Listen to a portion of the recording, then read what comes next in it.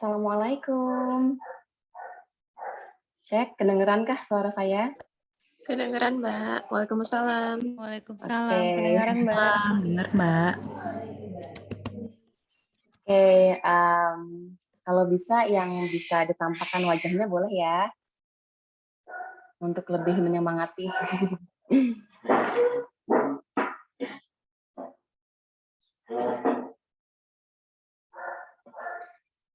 Kita tunggu sampai pesertanya nambah ya. Oke, Assalamualaikum warahmatullahi wabarakatuh. Waalaikumsalam warahmatullahi wabarakatuh. Waalaikumsalam warahmatullahi wabarakatuh. Oke, perkenalkan saya Nabil Ayumi, seorang nutritional therapy practitioner. Selamat datang di kelas pertama saya. Alhamdulillah, akhirnya bisa terlaksana juga kelas ini. Saya ingin mengucapkan terima kasih banyak untuk semua yang join di sini. Ini adalah IG Fam semuanya nih. IG Fam paling gercep yang langsung join. Hari itu juga saya open di IGS, langsung full book, Masya Allah. Terima kasih banyak supportnya. Saya juga ingin mengucapkan selamat ya, selamat karena artinya yang join di sini itu udah pada berkesadaran akan pentingnya kesehatan gula darah, gitu. Nah, kalau sekarang gula darah kita misalnya masih belum bagus banget, nggak apa-apa, insya Allah yang kita pelajarin hari ini bisa memperbaiki gula darah kita terutama di bulan puasa, gitu ya. Dan saya mohon maaf, jadi kemarin ini baru banget kemarin saya tiba-tiba radang tenggorokan out of nowhere. Jadi hari ini kayaknya masih agak serak, jadi mungkin nanti bakal sering minum. Jadi sorry banget kalau bakal minum terus. Oke, peserta masih setengahnya. Kita tunggu dulu ya. Ada yang mau sharing dulu boleh? Kenapa join kelas ini?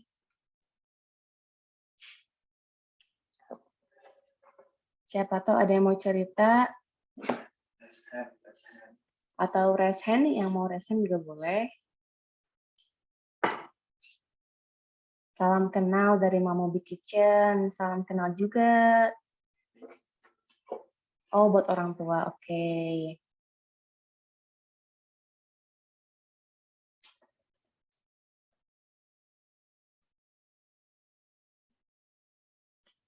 Oke, kita mulai sebentar lagi. Biar enggak terlalu lama selesainya. Oke, nanti sistem Q&A-nya. Jadi yang punya pertanyaan boleh diketik di kolom chat. Nah, nanti akan saya jawab di session akhir gitu. Jadi saya bakal pilih beberapa pertanyaan yang bakal saya jawab. Nah, yang mau bertanya boleh nanya di kolom chat. Nah, pertanyaannya ini kalau bisa berhubungan dengan penerapan aplikasi gitu ya. Jadi nanti saya bakal jelasin tentang pola makannya. Nah, kalau pertanyaan tentang aplikasi itu jadi nanti ketika diterapkan itu kebayang. Yang bikin bingungnya apa, nanya aja nanti.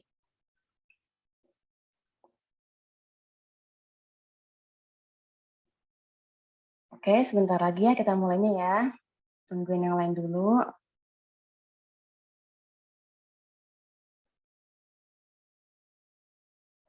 Join karena mertua ada diabetes. Hebat ya.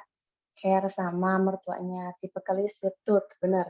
Kalau kita doyan manis, craving manis itu memang ada apa-apa nih dengan gula darahnya nih.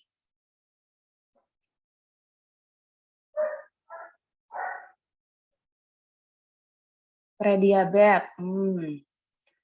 Ini memang pola makan yang nanti ada kebagi dua ya. Jadi ada yang khusus untuk orang yang sudah terkena metabolic syndrome, ada yang golongan yang blood sugar roller coaster aja.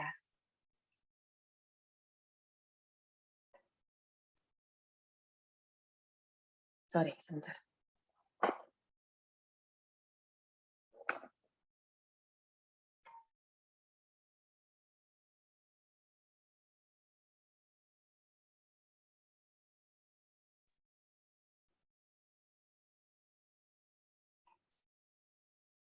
Suara saya sempat keputus nggak tadi?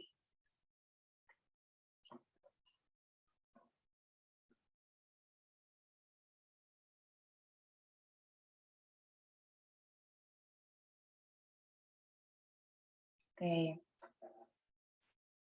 Oke, udah jam 7:05.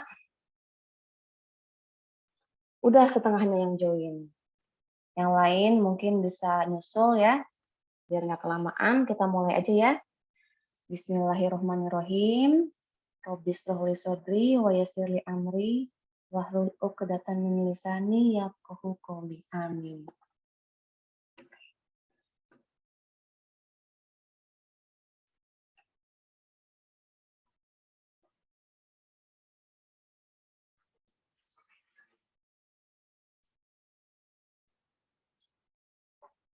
Oke. Memperbaiki disglikemia dengan puasa di bulan Ramadan.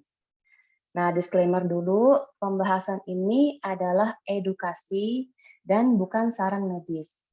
Silahkan konsultasikan dahulu dengan health practitioner Anda untuk disesuaikan secara khusus dengan kondisi personal Anda atau bioindividuality. Pembahasan ini dikhususkan untuk menstabilkan gula darah selama bulan puasa dan membahas manfaat puasa pada orang dengan disglikemia. Nah, ini ada dua kata kunci yang saya bold. Yang pertama bioindividuality. Jadi artinya apa yang saya share di sini itu sifatnya umum, belum disesuaikan dengan kondisi masing-masing. Jadi silahkan disesuaikan dengan kondisi masing-masing. Lalu kata kunci yang kedua adalah selama bulan puasa. Nah, jadi nanti saya akan share pola makan yang sifatnya itu short term, ya, jangka waktu pendek. Jadi tidak untuk dilakukan dalam jangka waktu panjang, ya. Oke, kita ngomongin tentang disglikemia. Nah, apakah itu disglikemia? Jadi sederhananya adalah kondisi gula darah yang terlalu sering naik dan turun. Jadi seperti roller coaster gitu ya. Nah, disglikemia ini sudah menjadi epidemi yang terus meningkat. Dahulu kala, diabetes tipe 2 itu jarang banget ditemuin. Tapi sekarang tuh kayaknya banyak banget orang yang mengalami diabetes tipe 2. Even anak kecil pun ada yang kena diabetes. Begitupun dengan kondisi metabolik lainnya, seperti hyperinsulinemia, insulin resistance, metabolic syndrome. Oke, ada yang bilang suara saya putus-putus ya? Sorry, sebentar.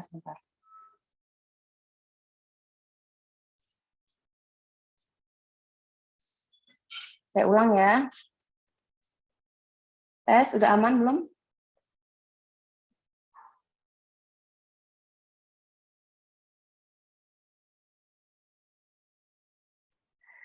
Sorry, maaf ya. Ini nggak ngerti kenapa nih internet kacau banget malam ini. Saya ulang dari awal ya.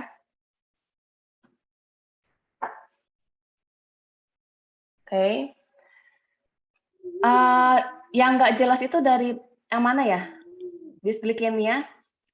Saya ulang ya semuanya. Oke, jadi disglikemia ini adalah kondisi gula darah yang terlalu sering naik dan turun. Seperti roller coaster gitu. Nah, dulu disglikemia ini sudah menjadi epidemi yang terus meningkat sampai sekarang.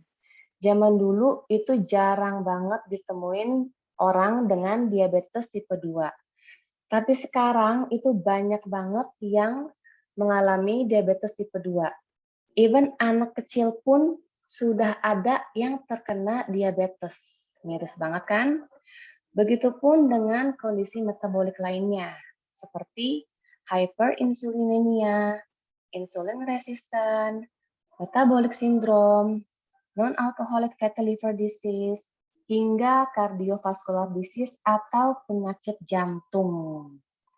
Nah, ada peran yang sangat erat antara konsumsi processed food atau makanan olahan dengan peningkatan penderita dislipidemia. Nah, ini kalau dijadikan satu bahasan sendiri itu bisa panjang banget. Jadi yang saya bahas di sini itu hanya komposisinya aja, sedikit aja. Komposisi di proses food itu mostly mengandung karbo rafinasi dan gula.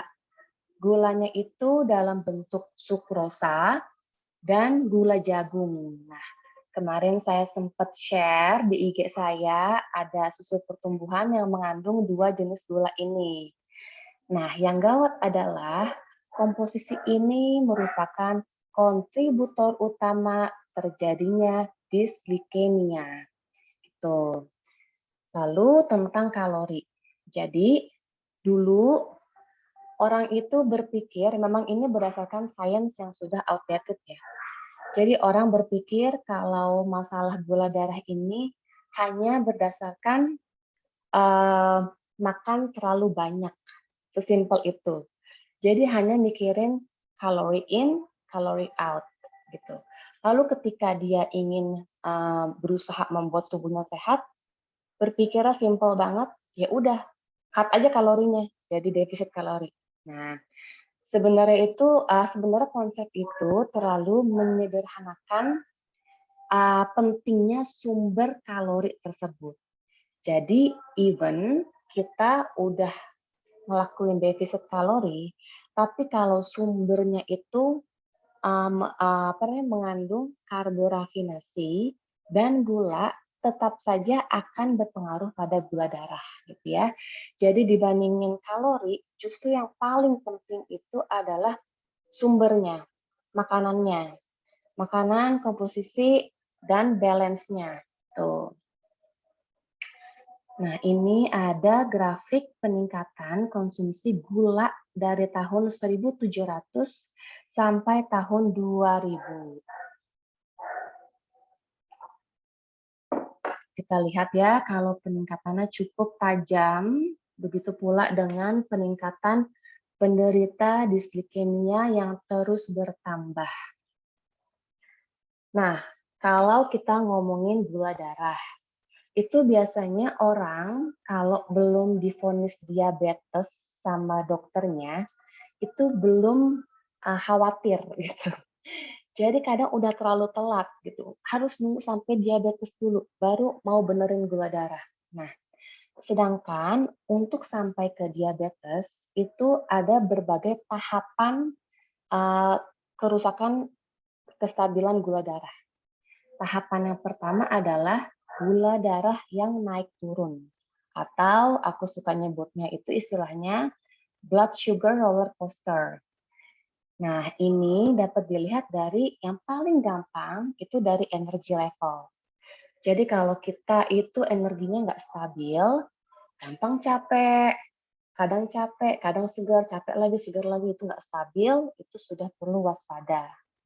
Lalu siapa nih yang suka emosi kalau lapar?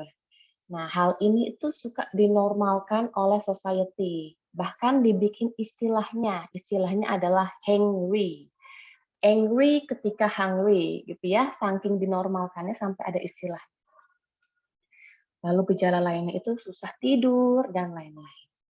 Sorry, lagi. Lalu tahapan yang kedua adalah hyperinsulinemia. Nah, ini akan saya jelasin sedikit di bawah. Tahapan yang ketiga adalah insulin resistant. Tahapan yang keempat metabolic syndrome. Tahapan yang kelima baru tipe 2 diabetes. Jadi cukup panjang sampai ke diabetes, dan kalau kita enggak aware sampai sepanjang itu, jadinya ya udah tiba-tiba jedeng dapat vonis diabetes, ya.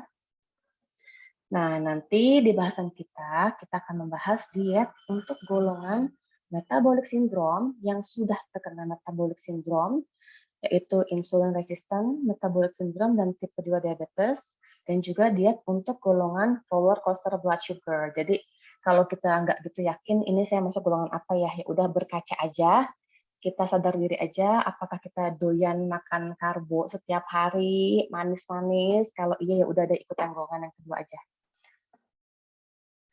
Oke, saya bahas sedikit aja tentang metabolic syndrome. Sindrom metabolik adalah kondisi jika kita mengalami setidaknya 3 dari 5 kondisi metabolik. Ada visceral obesity, insulin resistant, hypertension, high triglyceride, dan low HDL kolesterol.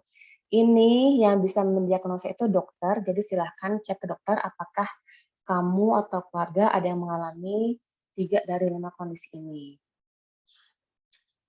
Nah, sebelum seseorang sampai ke metabolic syndrome, itu biasanya dia memiliki gejala-gejala ya, yang kalau kita nggak aware, kita nggak paham sebenarnya gejala itu menunjukkan kondisi gula darah kita. Nah, gejalanya apa aja kita lihat. Adanya kecoklatan pada lipatan kulit, terutama di leher dan ketiak.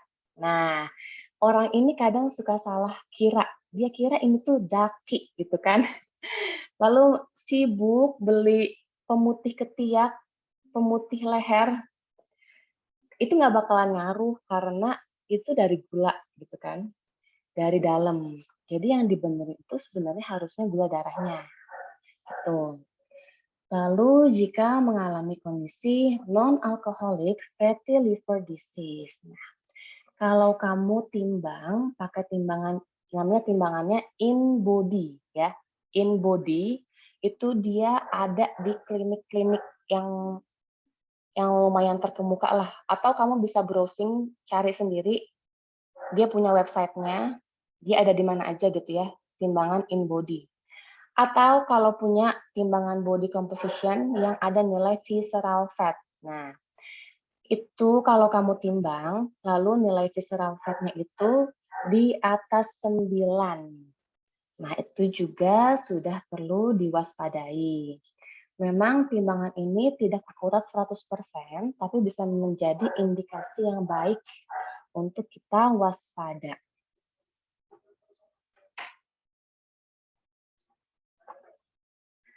Lalu bentuk tubuh. Nah, jika memiliki bentuk tubuh apel atau pear. Nah, apel ini artinya penumpukan lemak terjadi di perut, di bagian perut. Kalau bentuk tubuh pear, lemaknya itu menumpuk di pinggang, pinggul, dan bokong. Nah, kalau kita memiliki 2 bentuk tubuh seperti ini, juga perlu lebih waspada. Lalu ada gejala fatigue. Fatigue ini lelah ya. Jadi even nggak ngapa-ngapain seharian, kayaknya tuh nggak ngapa-ngapain gitu loh. Tapi kok capek ya? Nah, itu juga merupakan gejala dari ketidakseimbangan gula darah. Lalu yang paling umum nih, yang gampang banget dicek di dokter, tekanan darah tinggi, kolesterol, trigliserida, gula puasa, itu cek ke dokter. Lalu kalau lingkar pinggang untuk pria di atas 90 cm dan untuk wanita di atas 80 cm. Itu juga perlu waspada. Lalu jika wanita memiliki kondisi PCOS atau pada pria erectile dysfunction, itu juga perlu waspada. Nah, disglikemia ini dipengaruhi oleh banyak banget, tapi yang akan kita fokuskan di sini hanya 2. 1, makanan. 2, irama tubuh. Oke, kita akan bahas nanti ya. Nah, sebelum kita ngomongin makanan dan irama tubuh, kita belajar dulu deh sedikit tentang gimana sih cara tubuh kita meregulasi gula darah. Nah, kita harus paham at least biar kita bisa lebih menghargai tubuh kita dan lebih mindful kalau kita mau makan yang karbonya tinggi banget dan yang gula-gula gitu. Nanti kita kasihan sama badan kita kalau kita paham betapa keras dia bekerja. Oke, ini adalah gambar dari organ, jaringan, serta hormon yang terkait dalam regulasi gula darah. Jadi gula darah kita itu diatur oleh otak kita. Tepatnya adalah hipotalamus.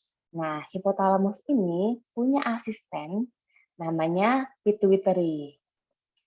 Pituitary ini punya pasukan tentaranya, peripheral organs, kita nyebutnya adalah PALS, P-A-A-L-S. Itu ada pankreas, adrenal glands, adipose tissue, liver, dan skeletal muscle. Nah, kalau gulanya lagi tinggi, nanti hipotalamus bakal kasih tahu asistennya, si pituitary, untuk menggerakkan tentaranya itu untuk mengembalikan gula darah jadi normal. Nah, pankreas bakal melepaskan hormon insulin untuk mengubah glukosa menjadi glikogen. Nanti glikogen akan disimpan di hati dengan kapasitas maksimal 100 gram atau 10% dari berat hati. Jika di hati sudah over capacity, maka akan disimpan di otot. Kapasitasnya 400 gram atau 1-2% dari berat otot. Nah, jika di hati dan di otot juga sudah over capacity, maka glycogen akan disimpan di jaringan lemak. Nah, proses ini disebut dengan glycogenesis. Lalu yang bahaya itu adalah kalau gula darah kita rendah. Apa yang akan terjadi? Hipotalamus bakal langsung aware. Dia akan kasih tahu ke asistennya, pituitary, untuk menggerakkan tentaranya, si PALS. Pankreas bakal langsung rilis hormon glukagon. Hati akan mengubah glycogen menjadi glukosa melalui proses glycogenolysis. Otot akan mengubah glycogen menjadi glykosa untuk digunakan secara lokal. Lalu jaringan lemak akan melepaskan asam lemak bebas melalui proses lipolysis. Asam lemak bebas ini akan menjadi sumber energi untuk sel menghasilkan ATP atau energi. Lalu protein juga akan diubah oleh hati menjadi glukosa melalui proses gluconeogenesis. Tapi jika itu semua tidak cukup untuk menaikkan kadar gula darah agar jadi normal, maka adrenal akan mengeluarkan hormon epinefrin atau adrenalin dan juga kortisol. Nah, kortisol ini biasanya dikeluarkan ketika kita stres atau kadar gula darah kita itu terlalu rendah. Oke, bentar dulu.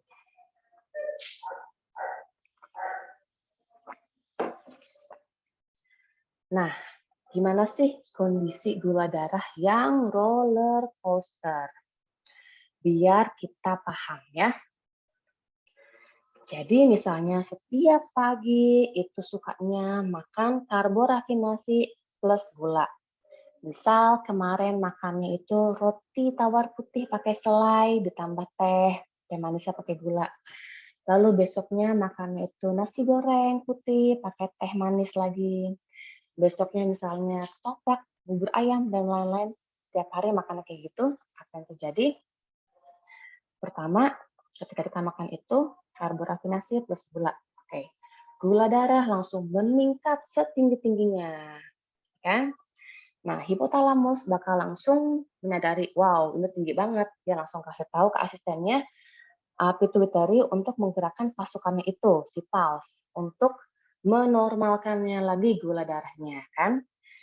Lalu pankreas bakal mengeluarkan insulin, ya kan? Nah, yang bahaya di sini nih, kalau kondisi ini sudah kronis. Kronis ini artinya berlangsung setiap hari. Oke, saya ulang ya, kayaknya tadi ada yang kurang jelas. Pagi sarapannya nasi putih ditambah teh manis. Lalu yang terjadi adalah gula darah meningkat setinggi-tingginya. Lalu apa yang terjadi? Hipotalamus itu bakal langsung aware kalau gula darah tinggi banget dia bakal kasih tahu ke asistennya, pituitary, untuk menggerakkan pasukannya, si pals, untuk menormalkan gula darah. Jadi pankreas bakal langsung keluarin hormon insulin. Nah, yang gawat kalau kondisi ini sudah berlangsung setiap hari, jadinya kronis. Apa yang akan terjadi? Insulin yang harusnya menormalkan gula darah malah overcorrect. Dia overshoot. Kondisi ini disebut dengan hyperinsulinemia, gitu ya. Jadi insulin itu malah membuat gula darah itu bukannya normal, malah jadi drop, turun. Nah, kondisi gula darah yang turun itu pun adalah ancaman baru untuk tubuh.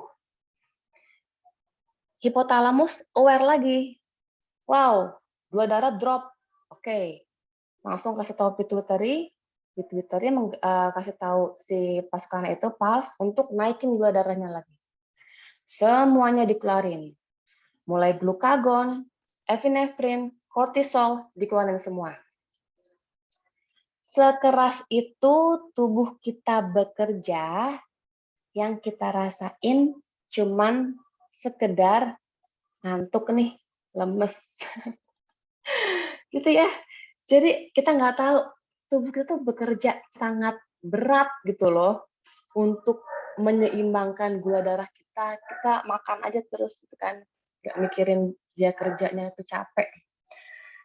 Gitu. Nah, kondisi orang ini berlangsung sampai malam. Dia terus makan karbo dan gula sampai malam. Misalnya dia malam makan mie tek-tek gitu kan. Apa yang akan terjadi? Akan terjadi adalah dia akan kebangun jam 3 pagi. Lalu nggak bisa tidur lagi sampai pagi. Nah, kenapa bisa begitu? Karena pada kondisi orang dengan disglikemia, saat dia tidur, dia nggak bisa menjaga gula darahnya itu tetap stabil. Jadi gula darahnya itu ketika dia tidur, nggak makan, itu drop, turun. Ya, jadinya turun, nggak bagus. Hipotalamus langsung menyadari hal itu, karena itu berbahaya ya, jadi dia aware akan kondisi itu. Kalau dia nggak bekerja, hipotalamus itu yang terjadi adalah kita bisa mati kan. Jadi hipotalamus bakal langsung kasih tahu pituitary untuk naikin lagi gula darahnya. Dikeluarinlah itu semua pasukannya itu, yang dikeluarin glukagon, epinefrin, kortisol. Yang bikin kita bangun itu adalah epinefrin atau hormon adrenalin. Nah, karena kortisol pun udah naik, jadinya kita nggak bisa tidur sampai pagi. Jadi kalau kita memiliki gejala itu, kebangun tengah malam, terus nggak bisa tidur lagi sampai pagi, itu bisa jadi gula darah kita sudah terdampak, gitu ya. Nah, kalau kebangun tengah malam, itu biasanya ada dua ya kondisinya. Either gula darah terlalu rendah atau stres, ya kan? Nah, kedua kondisi ini itu kalau setelah itu melakukan sholat tahajud, itu sholat tahajud akan mengaktifkan parasympathetic state atau kondisi tenang. Nah, kondisi ini sangat penting untuk menstabilkan gula darah. Oke, kayaknya suara keputus-putus, jadi saya ulang 5 detik. Kondisi ini bisa terjadi pada orang yang mengalami stres atau gula darah terlalu rendah. Jadi, sholat tahajud ini memiliki fungsi untuk mengaktifkan parasympathetic state atau kondisi tenang. Nah, kondisi ini sangat penting untuk menjaga kestabilan gula darah, gitu ya. Jadi, kalau kebangun dan kita sholat tahajud itu aman. Oke. Nah, apa kabar dengan orang ini? Kita balik lagi ke sini. Nah, orang ini yang tadi makan nasi goreng itu kan dia sampai malam dia makan nasi terus kan tuh. Nah, setiap hari dia begitu, berminggu-minggu dia begitu, berbulan-bulan dia begitu, bertahun-tahun dia begitu. Apa yang terjadi? Akhirnya fase disglikemiknya meningkat. Dari yang tadinya cuma hyperinsulinemia, oke, jadi orang yang sudah mengalami kondisi ini, jika kondisi ini berlangsung selama setiap hari, berminggu-minggu, bertahun-tahun, apa yang akan terjadi? Yang terjadi adalah akan meningkat fase disglikemiknya. Dari yang tadinya cuman blood sugar roller coaster biasa, lalu jadi hyperinsulinemia, lalu jadi insulin resistant, lalu jadi metabolic syndrome, akhirnya diabetes gitu ya. Sebuah kisah dari perjalanan panjang blood sugar roller coaster.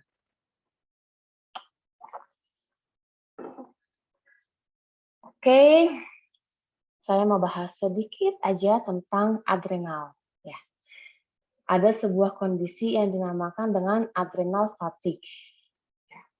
Jadi tadi kan kita udah bahas ya, kalau kortisol itu dilepaskan ketika gula darah kita terlalu rendah atau kita stres. Nah, bayangin kalau sehari kita stres 5 kali. Kortisol, kortisol, kortisol, kan? Lalu gula darah kita roller coaster, naik turun, naik turun, naik turun, ya kan? Kortisol, kortisol, kortisol. Dalam sehari udah berapa kali dia ngeluarin kortisol, ya kan?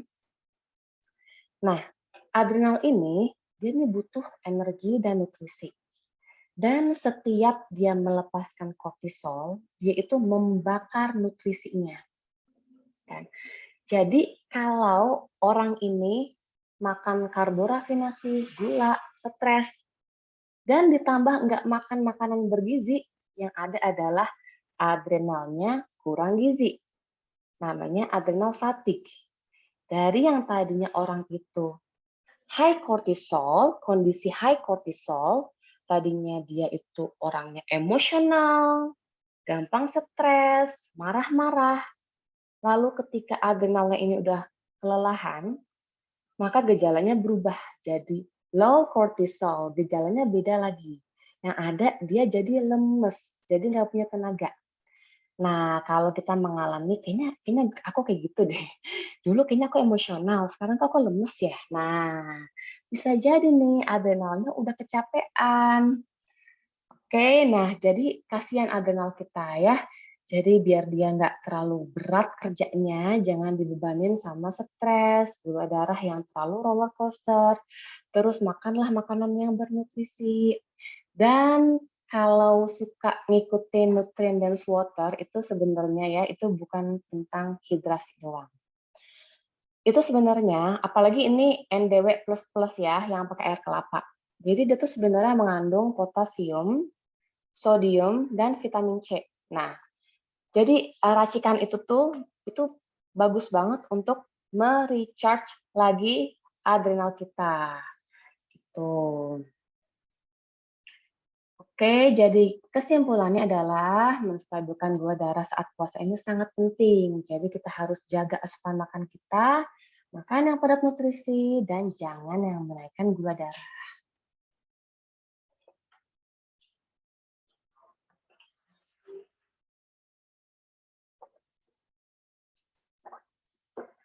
Oke, nah sekarang kita masuk ke gula darah dan irama sirkadian. Oke, jadi irama sirkadian itu apa sih?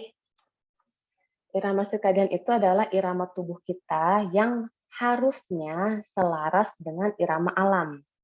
Jadi kalau matahari terbit, itu saatnya kita beraktivitas. Saat matahari mulai tenggelam, saatnya kita istirahat, ke tidur, gitu kan. Nah, tapi gaya hidup yang modern mengacaukan semuanya. Ada yang terpaksa karena shift kerja malam, ada juga yang nggak kerja sih, tapi hobinya nonton atau main HP sampai larut malam. Lalu apa yang akan terjadi? Yang terjadi adalah irama sirkadian tubuhnya berantakan.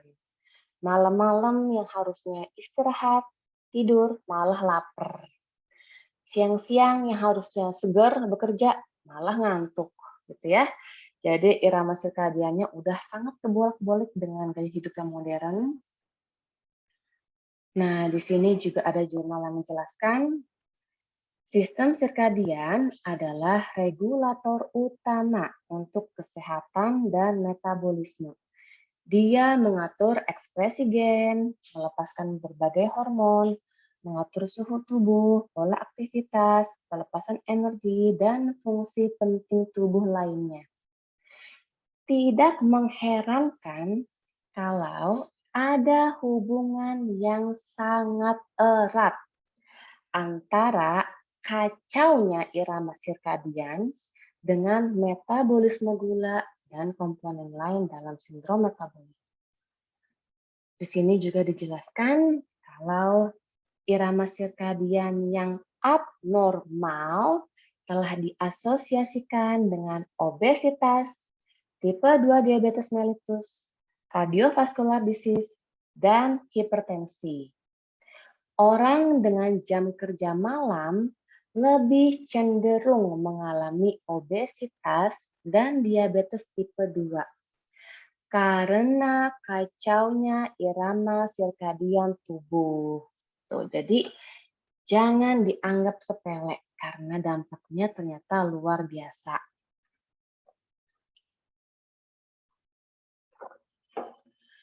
Oke, nah di sini ternyata ada jurnalnya yang secara khusus membahas tentang manfaat puasa Ramadan untuk memperbaiki irama sirkadian tubuh dan berdampak pada membaiknya kondisi gula darah.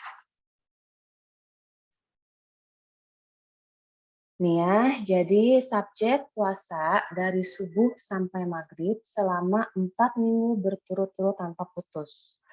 Lalu puasa dilakukan lebih dari 14 jam. Nah, jika kita puasa dari subuh sampai maghrib itu sudah pasti lebih dari 14 jam ya. Nah, di sini dijelaskan puasa ini memiliki keunikan yang tidak dimiliki oleh jenis intermittent fasting lain. Kalau kita tahu sebenarnya di luar sana itu puasa itu cukup familiar ya, mereka nyebutnya adalah intermittent fasting. Tapi tidak ada yang sespesial puasa di bulan Ramadan. Kenapa? Oke, ini adalah poin-poin unik puasa Ramadan. Puasa secara eksklusif dilakukan hanya di waktu manusia beraktivitas, dari subuh hingga maghrib. Dan itu berlaku untuk makan dan juga minum.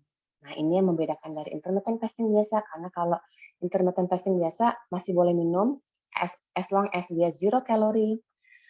Lalu poin unik lainnya, walaupun makanan utama ada pada zona waktu transisi, yaitu sahur sebelum subuh dan berbuka saat matahari tenggelam, tapi makan selain di dua waktu ini masih diperbolehkan, asal masih berada pada zona waktu tidak berpuasa. Jadi misal udah buka puasa masih pengen makan, nanti jam 7 masih oke. Lalu tidak adanya restriksi energi atau kalori, jadi nggak butuh melakukan defisit kalori. Lalu yang spesial adalah waktu berpuasa sinkron dengan irama sirkadian alam dan rotasi bumi. Karena puasa mulai di saat subuh, yaitu zona transisi waktu pertama, dan berakhir saat sunset atau maghrib, yaitu zona transisi waktu kedua. Nah, puasa Ramadan secara khusus menempatkan waktu makan utama di zona waktu transisi. Nah, hal ini akan membantu irama sirkadian kita kembali selaras dengan irama sirkadian alam. Lalu, puasa Ramadan yang dimulai di awal bulan, sinkron dengan rotasi bulan mengelilingi bumi dan fase bulan. Karena puasa dimulai dan berakhir ketika bulan baru tampak. Ya kan? Jadi harus dilihat dulu bulannya udah tampak baru puasa. Ya kan? Nah, hal ini juga akan kembali membantu irama sirkadian tubuh kita agar kembali selaras dengan irama sirkadian alam.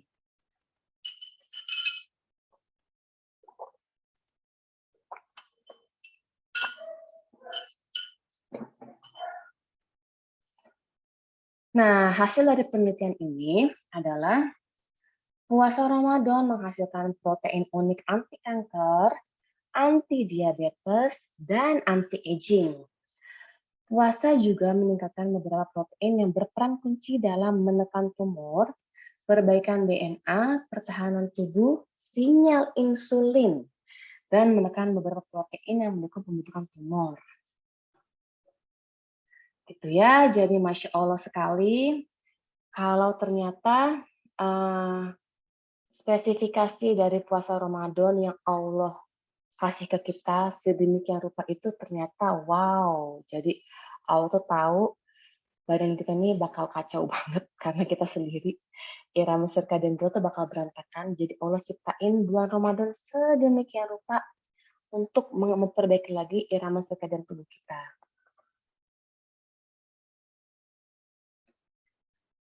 Nah, jadi kesimpulannya, pola puasa Ramadan itu sendiri sudah memperbaiki irama sirkadian tubuh kita. Nah, alangkah lebih baik jika kita maksimalkan itu dengan pola makan yang baik dan juga pola hidup yang lain yang membaik gitu ya.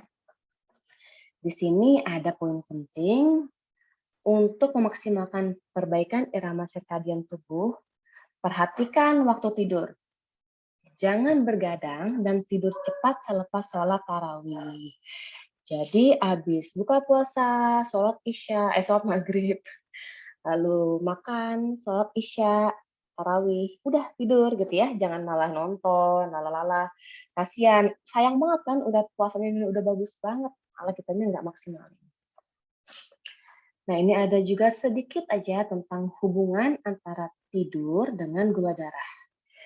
Jadi tidur ini bisa menekan produksi grelin atau hormon lapar.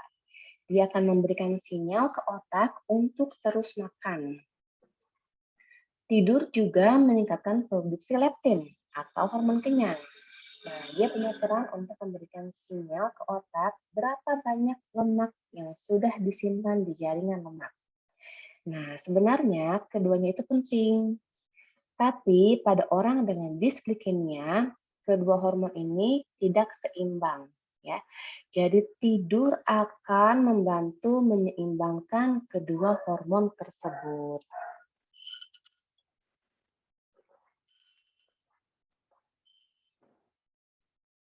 Nah, sampailah kita pada pembahasan nutrisi untuk gula darah selama puasa. Sorry.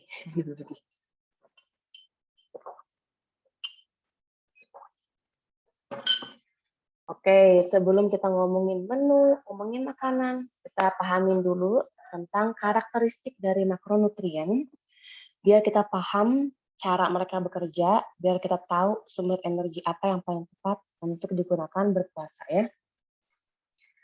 Sumber energi untuk sahur, karbohidrat. Karbohidrat ini sifatnya membakar cepat dan panas, jadi sangat cocok untuk aktivitas yang singkat dan intens. Tapi dia perlu dikonsumsi secara berkala agar energi tidak drop kalau dipakai sebagai sumber energi utama. Nah, jadi kalau karbohidrat dipakai sebagai sumber energi utama selama puasa, itu kurang cocok ya. Yang ada kita bakal cepat lapar dan lemes.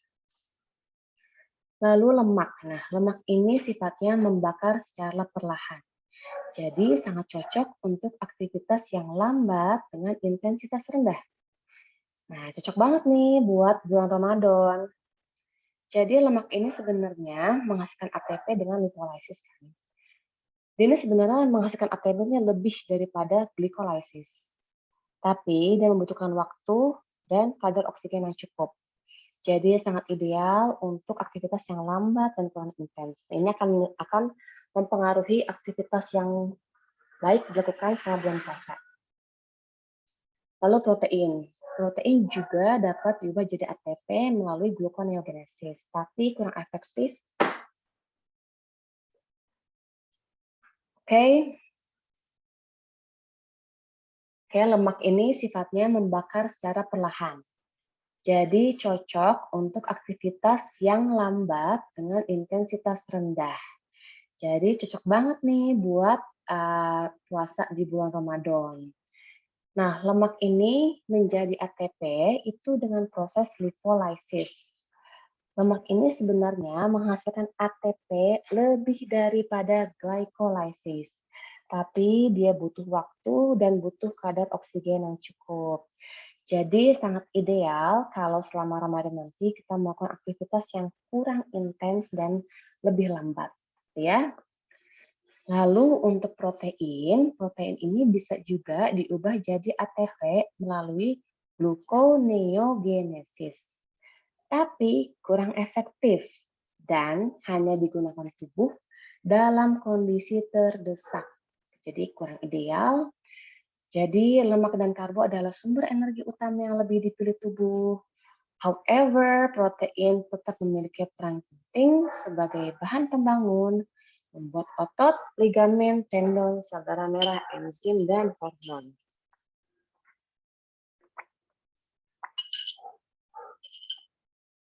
Oke, tadi untuk sahur, sekarang untuk berbuka.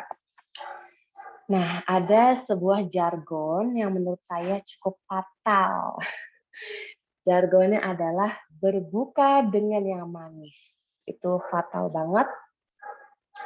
Apa yang terjadi kalau kita berbuka dengan yang manis? Nah, ini yang akan terjadi.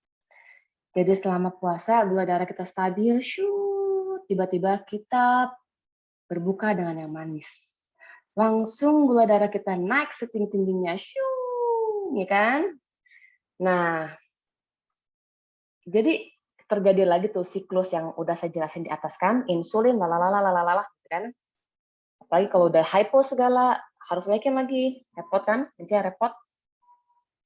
Nah, yang kita rasain sih hanya sekedar ngantuk. Nah, jadi nanti kalau sholat tarawih, terus kita ngantuk, jangan salahin imamnya. Kita pikir, wah imamnya lama nih ngantuk jadinya. Padahal bukan, gara-gara kita bukanya itu pakai manis-manis, jadi kita ngantuk gitu kan pas sholat tarawih. Nah, jadi apa nih yang bagus untuk buka puasa? Yang bagus adalah tentu sudah ketebak ya, cairan yang menghidrasi tubuh dengan cairan berelektrolit. Nah, ini saya bikin catatan khusus ya untuk air kelapa. Jadi, air kelapa itu kan secara alami dia mengandung gula. Nah, jadi sangat baik kalau kita nanti mengkonsumsinya itu bareng sama dagingnya. Dagingnya itu kan mengandung lemak, jadi biar dia lebih menstabilkan aja gitu. Walaupun walaupun air kelapa itu oke dipakai buat buka puasa oke. Oke, saya kasih gambaran sedikit lagi tentang hidrasi ya. Jadi air ini punya fungsi banyak banget ya, bisa dibaca di sini. Tapi sayangnya air putih sendirian itu tidak selalu dapat menghidrasi tubuh ya. Untuk dapat diserap tubuh, air butuh elektrolit. Nah, kenapa kita repot kan kasih garam segala? Karena dia ini kan jadinya elektrolit. Gitu. Jadi untuk dapat diserap tubuh air butuh elektrolit. Jadi sangat bagus untuk mengkonsumsi air berelektrolit selama bulan puasa karena tubuh yang terhidrasi dapat melaksanakan tugasnya dengan baik. Dia bisa memaksimalkan sistem detoks dan membuang racun. Oke, sampai juga kita ke diet ya, pola makan.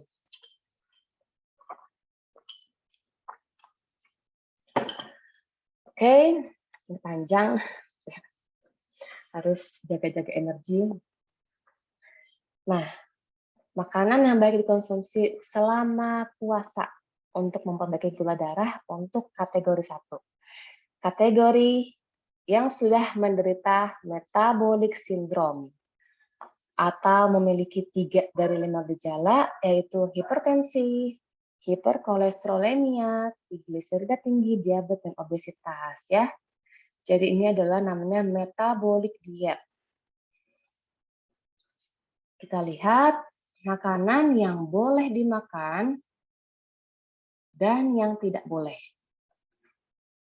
Oke. Untuk protein, konsumsi 200 sampai 600 gram per makan. Tapi jika kamu sanggup atau masih pengen, boleh lebih. Protein berasal dari daging, daging sapi, kambing, ayam, ikan, telur, kolagen, dan lainnya. Yang perlu dihindari adalah meat alternatif atau yang biasa disebut dengan plant-based meat. Itu biasanya mengandung soya dan gluten containing grains. Itu perlu dihindari. Lalu untuk lemaknya, lemak yang alami seperti grass-fed butter, coconut oil, extra virgin olive oil, dan lain-lain. Yang dihindari adalah proses vegetable and seed oil seperti canola, soybean, corn, safflower, sunflower, cottonseed, peanut, dan lain-lain. Hydrogenated fats, trans fat, margarin.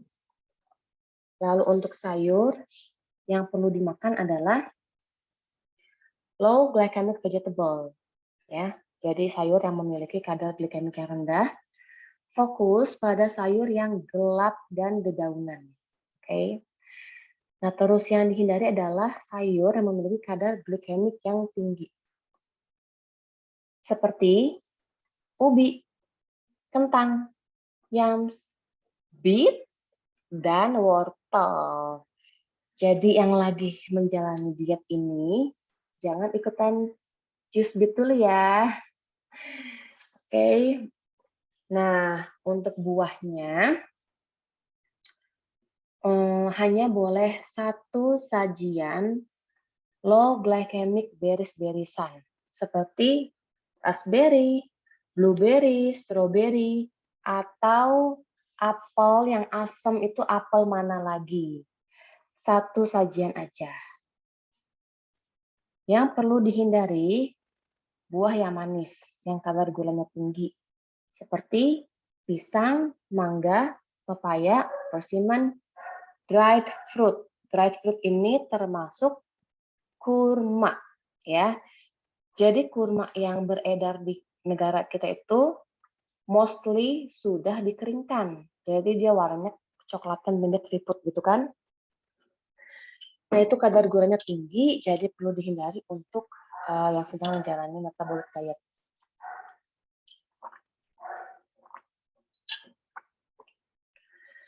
Lalu untuk nuts and seeds, boleh makan 1-2 sajian kacang yang kalau bisa itu belinya pas masih mentah, lalu kita aktifasi sendiri.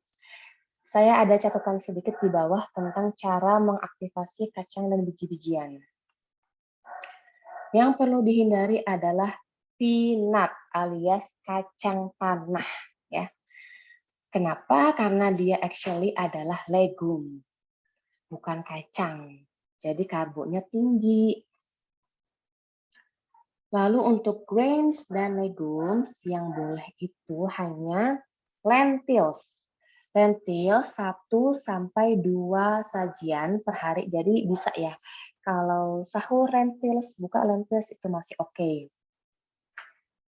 Yang perlu dihindari adalah all grains. Jadi bahkan beras pecah kulit pun tidak boleh. Semua soya pun tidak boleh. Jadi tempe, tahu juga nggak boleh. Lalu untuk dairy yang boleh adalah grass-fed butter, ghee. Nah kalau pakai butter ini jangan sampai gosong. Di sini nggak ditulis susu ya. Nah di bagian yang no, hindari most dairy products, terutama keju dan susu. Ya, kenapa? Karena di keju dan susu itu secara alami mengandung gula laktosa ya. Nah apalagi susu yang ada embel-embel non-fat, low-fat, itu malah makin bikin kacau gula darah. Juga susu bubuk dan susu kental manis. Untuk pemanis, tidak ada yang boleh, termasuk raw honey juga untuk metabolic diet nggak boleh. Stevia pun nggak boleh. Kenapa? Karena rasa manis di lidah itu bisa men-trigger respon insulin pada orang dengan kondisi sensitif karbohidrat.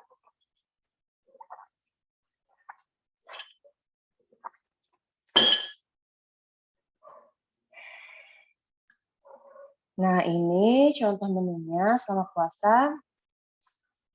Untuk sahur, poin pentingnya adalah awali dengan minum segelas air hangat ditambah perasan lemon atau jeruk nipis dan secuil garam. Atau biasa kita sebut dengan NDW. Makanan yang paling baik pada jam sahur adalah makanan yang hangat. Lalu, makanan harus memiliki komponen lemak, protein, dan karbohidrat. Karbohidrat yang paling baik untuk perbaikan gula darah saat berpuasa adalah sayuran hijau dan lentils. Ini kita masih ngomongin metabolik diet ya. Lalu tidak perlu menghitung kalori, pastikan Anda merasa cukup kenyang. Jadi nggak perlu tuh yang sengaja nggak kenyang-kenyangin itu nggak perlu ya. Jadi makanlah sampai fulfill ya. Kalau masih kurang, boleh nambah, asal masih ada di kategori yang boleh. Tidak perlu takut untuk mengkonsumsi lemak, karena lemak akan membantu memberikan rasa kenyang, dan juga berperan sebagai sumber energi utama dan membantu menghilangkan keinginan mengkonsumsi manis-manis. Nah, ini contoh menunya.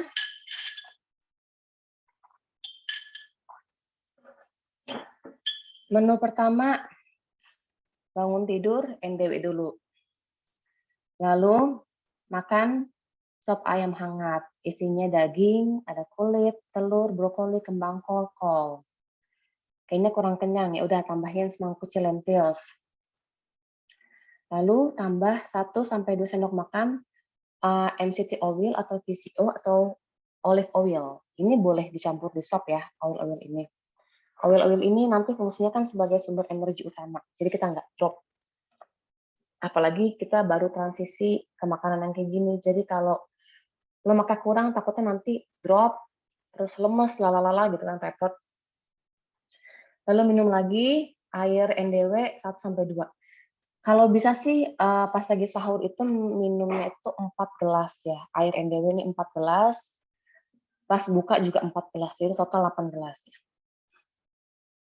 Lalu menu yang kedua, bangun tidur, minum air NDW. Lalu yang simpel aja, hangatin bone broth. Bone brothnya tambahin 1 sendok makan lemak. Lalu 2 telur rebus, tambah garam. Lalu keluarin sayuran hijau, langsung aja makan pakai lemak, dituang. Ini yang paling simpel contohnya. Kalau makan salad, jangan pakai dressing ya, karena dressing itu biasanya mengandung gula. Kalaupun pakai, better bikin sendiri atau cek dulu deh komposisinya. Lalu ditutup dengan NDW lagi 1-2 gelas, baiknya 12 ya.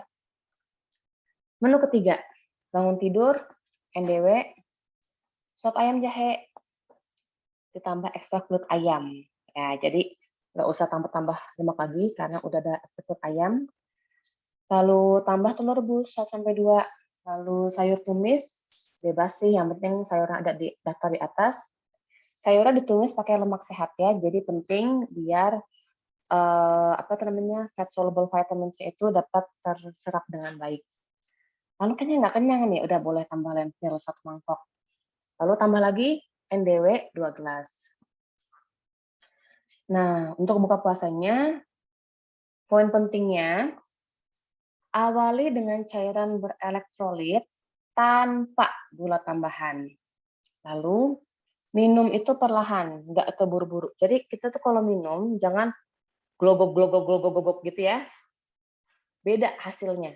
Minum yang glogok gitu, sama minum yang perlahan di sip, gitu. Namanya kita sebutnya sip, itu beda.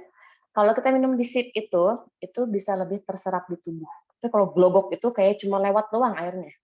Jadi pipis lagi gitu kan. Terus catatan berikutnya, tidak mengkonsumsi kurma atau buah manis lainnya. Ini pasti bakal banyak yang apa ya? Masa nggak boleh sih kurma gitu kan? Ya ini kan kita di metabolik diet ya, ini masih metabolik diet ya.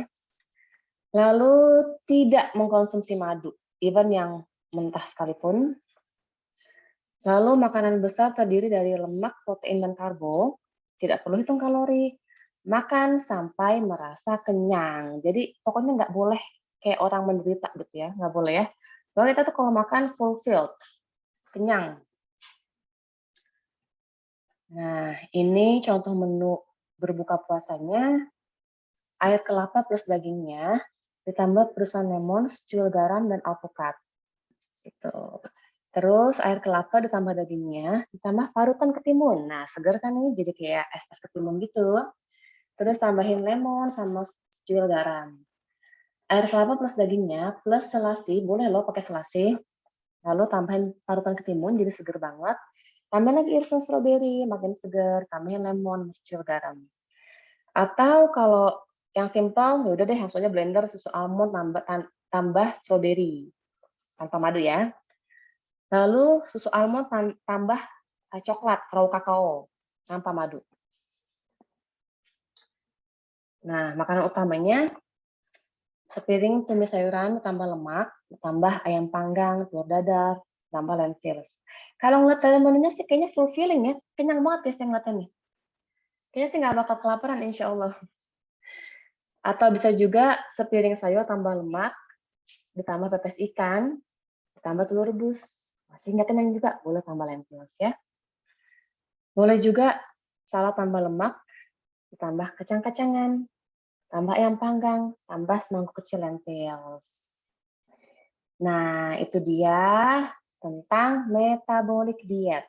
Khusus untuk yang sudah mengalami metabolic syndrome, insulin resistan, metabolic syndrome, dan diabetes tipe 2.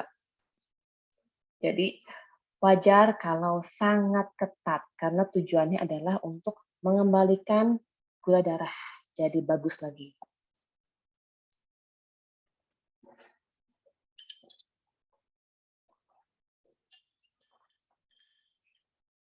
Kategori yang kedua adalah hormon diet.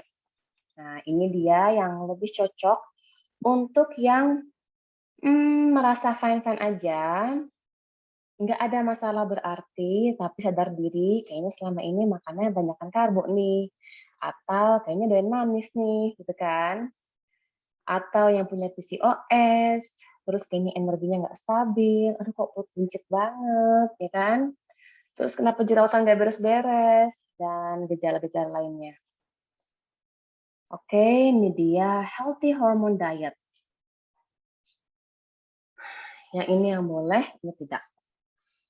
Untuk protein, makan 200 sampai 600 gram protein per meal. Tapi kalau masih bisa, boleh lebih, aman. Boleh makan sapi, kambing, ayam, ikan, telur, kolagen bebas. Yang penting disesuaikan dengan bioindividuality. Yang perlu dihindari, tentu saja plant-based meat, yang komposisinya itu mengandung soya dan gluten-containing grains. Lalu lemaknya, lemak yang natural, yang sehat, seperti butter yang grass-fed, coconut oil, virgin olive oil, dan lain-lain. Yang perlu dihindari adalah processed vegetable or seed oil, seperti canola, soybean, corn, sunflower, cottonseed, peanut, dan lain-lain. Juga hydrogenated fat, trans fat, margarin. Untuk sayur, boleh makan tapi fokus di sayur yang hijau, gelap, daun-daunan, dan perbanyak warna. Boleh makan starchy carbs. Kalau tadi di metabolic itu nggak boleh starchy carbs ya, kalau di sini boleh. Itu yang bedain. Boleh makan starchy carbs atau root vegetable 1-2 porsi sehari. Nah, yang perlu dihindari adalah pak choy mentah, brokoli mentah, Brussels sprout mentah, kol mentah, collards mentah, kale mentah, bayam mentah. Kenapa dihindari? Karena untuk meminimalisir GOWIT trogens-nya yang dapat mengganggu fungsi tiroid. Lalu buahnya dibatasi hingga 1-3 serving, dan fokusnya itu fokus utama itu makan yang low glycemic. Tapi boleh, buah yang lain tuh boleh, gitu ya. Yang perlu dihindari adalah dried fruits, alias buah yang dikeringkan, seperti kurma yang dikeringkan. Kalau kurma yang masih rutop itu boleh ya. Yang nggak boleh itu yang udah coklat itu udah dikeringin. Jadi gulanya itu terlalu tinggi. Dan buah yang diberi pemanis tambahan seperti ada di koktail, buah koktail. Biasanya kan suka bikin tuh kan es buah pakai koktail, nah itu nggak boleh. Lalu untuk nuts and seeds, 1-2 sajian kacang, pilih yang mentah, diaktifasi dan kalau bisa slow roasted. Yang dihindari masih sama kacang tanah ya, jadi kacang tanah belum besti dulu sekarang. Dan kacang-kacang lain yang dimasak pakai vegetable oil. Lalu untuk grains dan legumes, ini yang boleh adalah lentils, beras coklat. Asik kan? Jadi kalau di hormon diet ini boleh makan beras pecah kulit ya. Jadi yang pecinta nasi jangan khawatir. Boleh juga quinoa, millet. Yang perlu dihindari, ini ada kesalahan tulisnya, yang perlu dihindari adalah grains yang refined, terus legumes kecuali lentils, dan soy product. Jadi tetap aja ya, tahu tempe ntar dulu ya. Lalu untuk dairy yang boleh adalah grass-fed butter, ghee, cream, dan yogurt. Nah, tapi tidak disebut susu. Jadi yang hobi minum susu walaupun raw dan grass-fed, diintarin dulu ya. Ini kan short term, jadi selama ini jangan dulu susunya ya. Nah, susu yang perlu dihindari, produk dairy yang perlu dihindari terutama adalah susu non-fat dan low-fat, karena dia bakal bikin makin chaos gula darah kita. Lalu powdered milk dan condensed milk atau kental manis.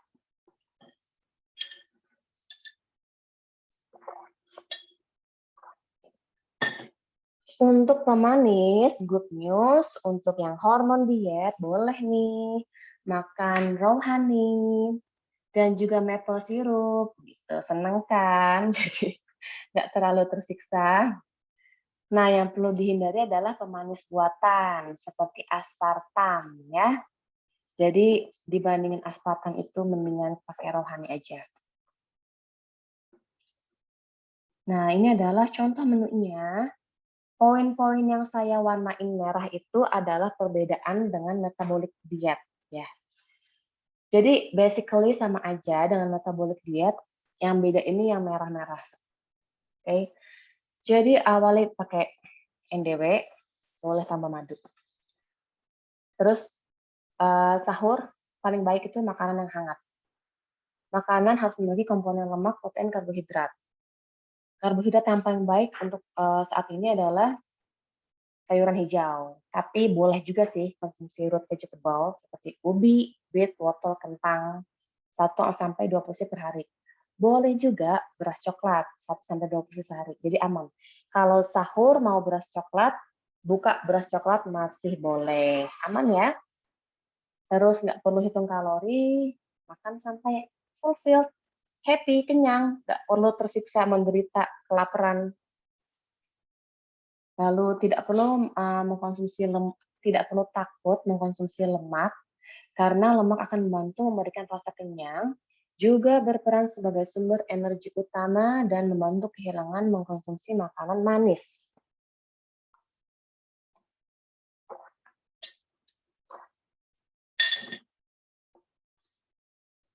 Ya, jadi makan sampai kenyang, tidak perlu menderita, nggak perlu takut makan lemak, karena lemak itu banyak fungsinya, dia bikin kita ngerasa kenyang, sumber energi utama, dan bikin kita tuh jadi nggak pengen makan manis ya.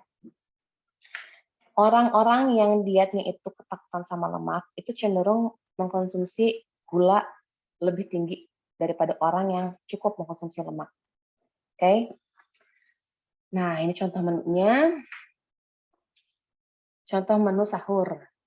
Jadi bangun, minum dulu NDW kan, segelas. Boleh pakai madu kalau mau. Terus makan semangkuk sup ayam hangat, isinya daging ayam, kulit ayam, telur, kembang kol, daun bawang, brokoli, kol, wortel kentang. Wortel kentang ini berarti boleh ya kalau di hormon diet. Lalu tambah lagi 1 sampai 2 sendok makan MCT oil atau extra virgin olive oil. Nah, oilnya ini boleh dicampur di sop kalau enek diminum langsung ya. Nah, ini balik ke bioindividuality ya. Kalau it feels too much di tubuh kita, enek nih kebanyakan lemak, ya udah pelan-pelan aja. Yang penting udah ada kulit ayam, ada telur, terus kayaknya nggak kuat enek. Nah, kita yang tahu ya. Jadi disesuaikan dengan bioindividuality masing-masing. Lalu minum lagi 2 gelas air NDW-nya. Lalu menu kedua, bangun tidur, minum air NDW, boleh pakai madu. Terus angetin aja tuh bonbrot biar nggak ribet, ditambahin lemak. Jadi kan tuh, oh ada gado-gado yang ribet. Terus tambah gado-gado dengan kentang, boleh nih pakai kentang. Terus saus kacangnya itu kalau bisa pakainya keju sama almond ya, karena kita lagi nggak bestie sama kacang tanah. Ditambahin lagi telur rebus 1 sampai 2. Lalu tutupnya pakai NDW lagi, bebas lah mau pakai madu atau enggak. Nah, untuk buka puasanya, poin pentingnya adalah awali dengan cairan berelektrolit, boleh ditambah madu. Minumnya santai aja, jangan kayak orang guguk gitu ya. Santai aja, relax, pelan-pelan minumnya. Nah, boleh mengkonsumsi buah manis dalam porsi kecil, tapi bukan buah yang dikeringkan. Seperti kurma yang coklat, ya. Dan buah yang diberi manis, kayak koktail. Jadi, boleh tuh makan melon, pepaya, lalala itu boleh. Tapi sebenarnya sebaiknya tuh fokusnya itu di buah yang low glycemic, seperti beris-berisan, ya. Terus makanan besar terdiri dari lemak, protein, karbohidrat. Nggak perlu ngitung kalori, makan sampai kenyang ya, jadi nggak perlu tersiksa. Terus menu pembukanya nih. Menu pembukanya apa aja? Air kelapa plus dagingnya, kasih lemon, garam, alpukat, madu. Air kelapa plus dagingnya, parutan ketimun, lemon, garam, boleh tambahin melon. Air kelapa plus dagingnya, selasih, ketimun, strawberry, lemon, garam, boleh tambah madu. Smoothies-nya susu almond. Ingat ya kalau bikin smoothies, ingat kalau susu itu dihindari dulu. Ini kan short term ya, selama menjalani ini hindari dulu. Jadi pilihnya susu almond aja. Boleh tambah bit, jadi boleh ikutan jus bit. Tambah ketimun, tambah apel mana lagi, lemon, garam. Lalu boleh nih bikin Milo KW Sultan pakai almond, atau kakao tambah madu. Boleh juga pakai yogurt tambah stroberi tambah madu juga enak banget, seger banget. Nah, setelah itu makanan utamanya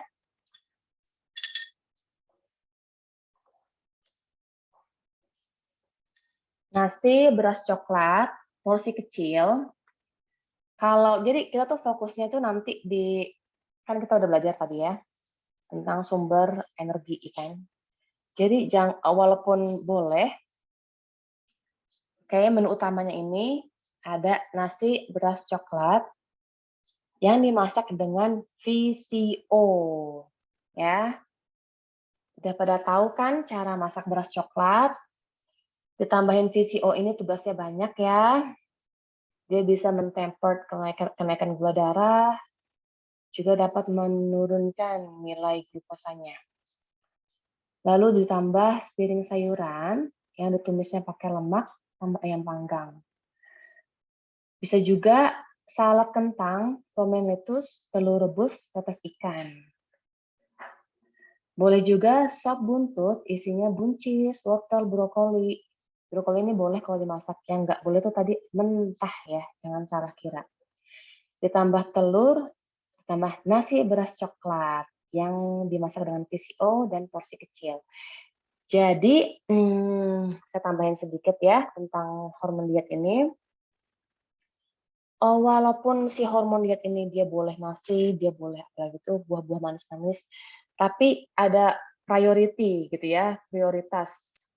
Kalau kita pengen perbaikan gula darahnya signifikan, yang difokusin itu nanti ke protein, lemak, karbonya itu dari sayuran, dari lentils.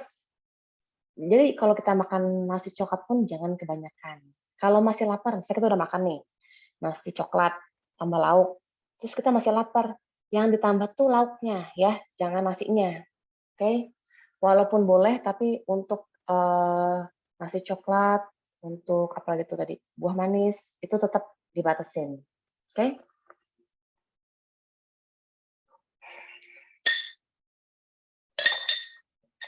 Ada catatan pentingnya, jadi diet metabolik dan hormon ini hanya berlaku untuk jangka waktu pendek ya. Jadi kalau selama puasa melakukan diet ini, maka setelah bulan puasa ini selesai sudah boleh mulai reintroduction makanan di luar approved food. Tapi tentunya jangan tiba-tiba kita nambah-nambahin karborafinasi dan gula ya tiba-tiba. Tetap yang dikenalin tuh pelan-pelan dulu. Oke? Biar gula darah yang udah cakep ini jangan dihancur-hancurin lagi. Nah, reaksi yang wajar adalah kita bakal kepengen banget makan gula dan karbo simple, terutama pada 3-7 hari pertama. Jadi itu adalah reaksi yang sangat wajar dan normal dan challenging. Ya. Oke, nah gimana nih biar situasi yang challenging ini dapat terhandle dengan baik dan kita berhasil? Ada beberapa support. Pertama, konsumsi lemak dan protein lebih banyak di waktu makan. Itu dapat mengurangi sugar craving. Lalu kalau punya L-glutamin itu suplemen ya, dia bentuknya bubuk, itu bisa ditaruh di bawah lidah. Oke, support agar diet berhasil dan mengurangi sugar craving. Oke, strateginya gimana aja? Biar kita berhasil melakukan diet ini dan gula darah kita jadi cakep. Nah, yang pertama adalah mengkonsumsi lemak dan protein lebih banyak di waktu makan. Itu bakal membantu menekan sugar craving. Lalu larutkan bubuk L-glutamin. Jadi dia adalah suplemen ya. Suplemen bentuknya bubuk itu nanti ditaruh di bawah lidah deh. Dilarutin. Atau kalau kamu nggak punya L-glutamin, pusing nih beli di mana L-glutamin nggak ngerti ya kan? Nah, bonbon ini adalah sumber yang sangat kaya akan L-glutamin. Jadi kalau nggak punya L-glutamin bolehlah minum bonbon ya. Bonbonnya buat mama bolehlah ya. Lalu minum air berelektrolit yang lebih banyak di saat sahur dan buka. Jadi tadi kan saya ada choice-nya 1-2. Better pilih yang 2 lah ya. Jadi yang terbaik itu air itu 4 gelas buka sahur, 4 gelas buka. Itu terus. Nah, nanti kan ketika kita melakukan diet ini, itu kita bakal bisa terjadi yang namanya healing reaction. Healing reaction ini banyak banget jenisnya. Ada digestive reaction, kayak rasa tuh kayak mual, kayak kok nggak enak amat ini perut, gitu kan. Ada juga yang kayaknya tuh kok pusing gitu. Itu wajar ya, wajar banget. Apalagi kalau sebelumnya itu makanan kita kacau balau.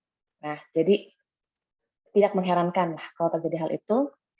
Nah, biar mempermudah gimana nih, biar kita bertekad teguh sampai selesai, kita berhasil. Nah, boleh banget nih dibantu sama essential oil dan herbal yang dapat membantu rasa lemas, mual, dan rasa nggak nyaman lain.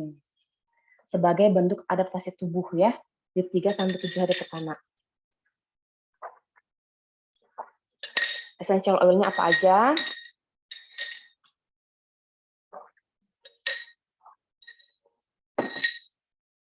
Oke, nah, jadi ini menarik banget. Aku udah pelajarin ya.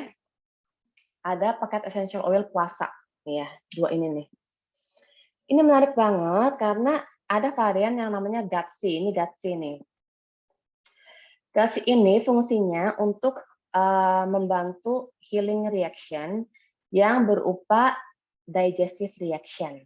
Nah, kan jadi kalau kita mengalami gejala yang kayaknya tuh mual, terus enek gitu kan, terus kembung, aduh kok ini begini amat, aku nggak kuat. Nah, ini boleh banget pakai ini, dioles-oles di perutnya, di ulu hatinya. Ini isinya cakep banget dan organik pula, dari Organic Supply. Lalu kalau healing reaction-nya itu berupa pusing, beda-beda kan tiap orang. Ya, jadi untuk membantu suksesnya diet kita ini, bolehlah ya kita dibantu sama essential oil dan herbal ya. Apa aja yang bisa ngebantu kita? Ada yang namanya Gatsi, ini essential oil dari Organic Supply. Ini aku udah pelajarin, ini bagus banget. Jadi dia ini khusus untuk yang healing reaction-nya itu berupa digestive reaction, kayak mual, kembung, enek gitu, dan lain-lain. Kayaknya, aduh ini kenapa perut begini banget? Nah, boleh deh nih ya. Daripada nanti panik, mendingan jaga-jaga, udah ada ini. Bisa juga healing reaction itu pusing, ya kan? Pusing. Aduh ini kenapa kayak pusing banget? Terus lemes, bahkan acid reflux. Nah, itu boleh dibantu sama essential oil yang peppermint. Ini dua-duanya dari Organic Supply, jadi dia tuh punya paket puasa gini loh. Nah, satu paket itu ada 2. Cakep banget kan? Aku aja shock, kok dia bisa bikin paket kayak gini, pas banget dengan kebutuhan kita. Nah, boleh juga nih untuk yang punya masalah stres. Nah, kalau kamu punya masalah stres ini dapat menghambat program kita ya. Kita nggak pengen badan kita stres. Nah, boleh juga dibantu oleh herbal yang cocoknya itu adalah adaptogen. Adaptogen ini banyak banget. Nah, kalau kamu alergi nightshades itu kurang cocok. Kalau kamu pakai adaptogennya itu ashwagandha. Better yang lebih biasa ya, bukan nightshade, seperti licorice. Nah, yang menariknya lagi dari Organic Supply itu dia punya teh, ini tehnya nih. Teh ini nih mengandung licorice, jadi ada adaptogennya di sini. Cakep banget buat stres, buat bantu gula darah kita. Dia juga ada kayu manisnya. Kayu manis ini bagus banget buat mengontrol gula darah, buat regulasi gula darah. Selain itu, dia juga buat yang memiliki healing reaction berupa digestive reaction. Jadi bisa meredakan inflamasi pencernaan. Nah, ini juga kece banget, cakep banget ini untuk jaga-jaga ya. Jaga-jaga dan support. Dia cakep banget karena dia ini ada adaptogennya, ada licorice-nya ya.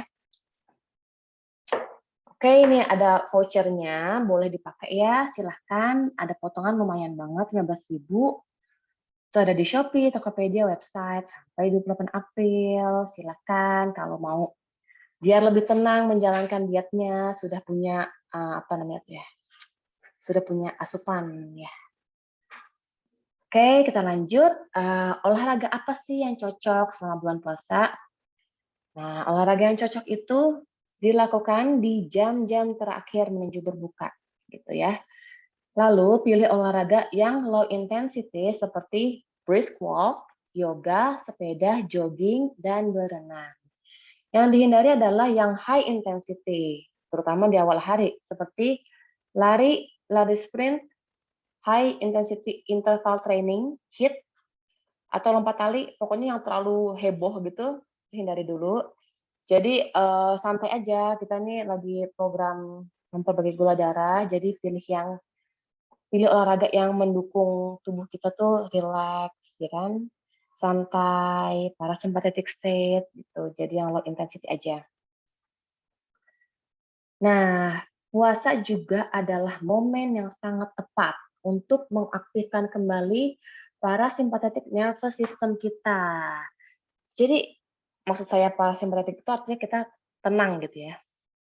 Nah, kalau kita tenang gitu ya, parasympathetic state, itu semuanya bisa bekerja dengan baik ya.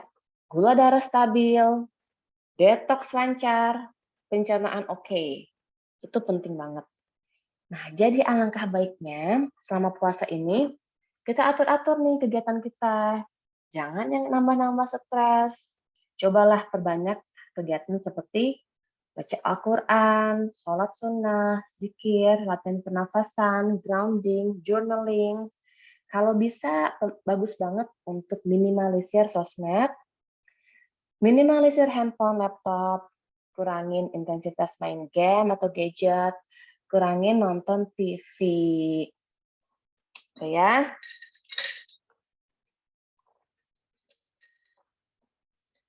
Nah, ada challenge dari saya nih untuk yang pengen ngelihat progres ya. Challenge-nya adalah coba diukur lingkar pinggangnya hari pertama puasa dan hari terakhir puasa. Nah, siapa tahu ada perubahan. Terus kalau bisa timbang pakai timbangan InBody atau body composition lainnya. Lalu catat nilai visceral fat-nya di hari pertama dan hari terakhir ya. Siapa tahu ada perubahan. Amin. Lalu jika ada penurunan BB itu bukan tujuan utama. Jadi kita nggak pernah fokus untuk nurunin BB. Kita benerin gula darah. Tapi kalau turun BB itu adalah side effect dan itu adalah natural effect dari program ini. Kalau nggak mau turun BB, boleh makan lemak, protein, karbo yang ada di approved food lebih banyak. Oke? Itu challenge-nya ya, silahkan dicoba, seru. Siapa kan seneng kan kalau kelihatan ada hasilnya. Wah, berhasil nih, alhamdulillah gitu kan.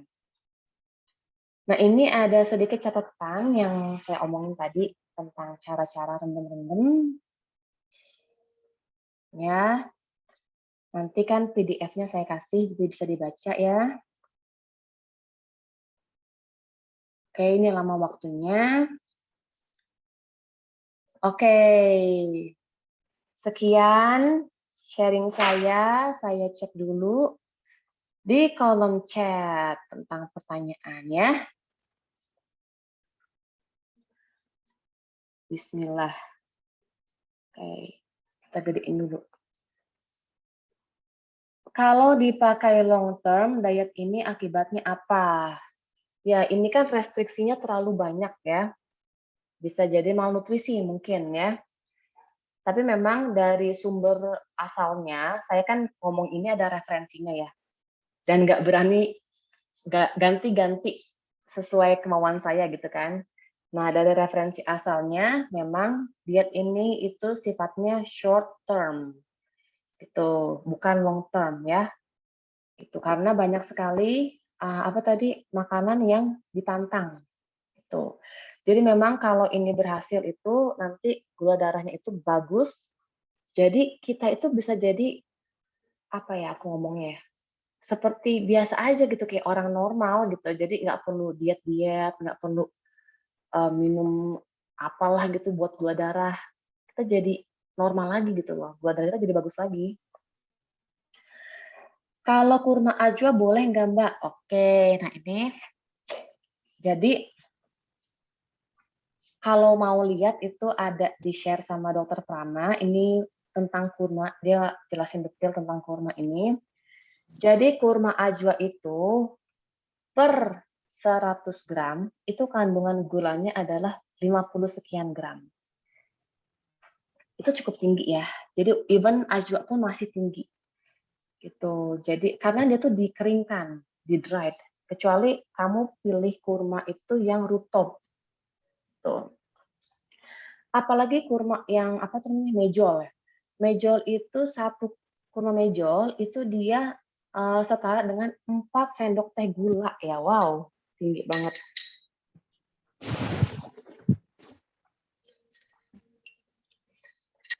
Kalau bubuk kayu manis yang udah dikapsulin gimana Mbak? Aku nggak ngerti takarannya. Terus, Mbak, kalau prediabetes tapi juga ada gangguan hormon, pilihnya diet yang mana?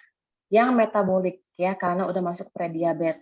Berarti kan dari 5 tahap disglikemik itu udah hampir kelima gitu kan. Nah itu udah pilih kalau mau dan bisa dan sanggup gitu ya, metabolik lebih bagus. Tapi kalau ngerasa kayak berat banget, ya udah hormon aja.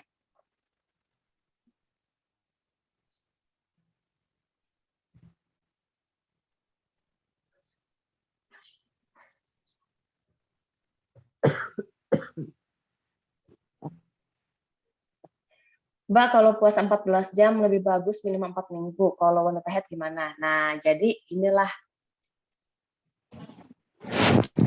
Oke. Mbak, kalau puasa 14 jam selama 4 minggu,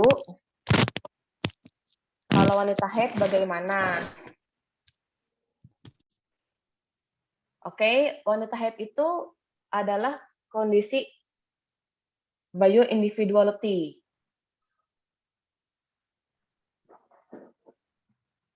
Oke, saya ulang ya. Kalau puasa 14 jam lebih bagus minimal 4 minggu, lalu yang haid gimana nih? Oke. Jadi wanita yang haid itu adalah kondisi bioindividuality. Allah sempurna banget kasih ketentuan. Lagi haid, jangan puasa. Memang itu yang dibutuhkan, gitu ya. Jadi tetap ada apa namanya perbaikan gula darahnya. Tapi memang saat wanita haid, ya bukan saat dia berpuasa. Itu adalah kondisi bioindividuality yang secara sempurna sudah diatur oleh Allah. Mbak Bill, kalau GERD masuknya diet apa? GERD ini kan kondisi pencernaan ya. Jadi refleksi aja. Kalau misalnya kita belum ada masalah gula darah yang serius gitu, tapi sadar diri kok kayaknya makanan aku selama ini banyak kan karbo ya, banyak kan gula ya. Ya udah deh, mumpung lagi puasa, aku ikutan yang hormon diet aja gitu ya. Mbak Bill, ada resep lentils nggak? Oke, nanti tayang ya di IG. Sebenarnya tuh gampang banget bikin lentils dan dia enak ya, dia tuh enak banget rasanya. Jadi lentils itu kan dia direndam tuh kan, direndam. Terus kita masak itu pakai air, aku tambahin bawang brot, tambahin garam, tambahin bubuk parsley. Terserah deh mau pakai bubuk bawang putih juga boleh. Itu gitu dong udah enak banget rasanya dan gampang banget dibikinnya. Jadi apa ya, bukan hal yang menyeramkan gitu loh minum kan jadi makan lentils.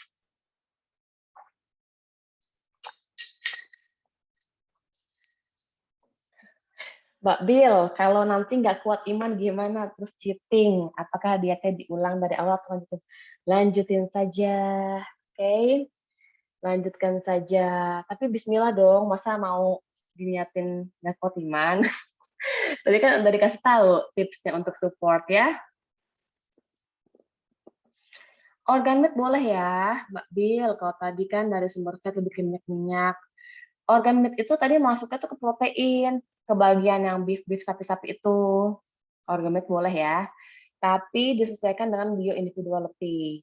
Kalau makan organ meat ngerasa pusing ya udah ntar dulu ya.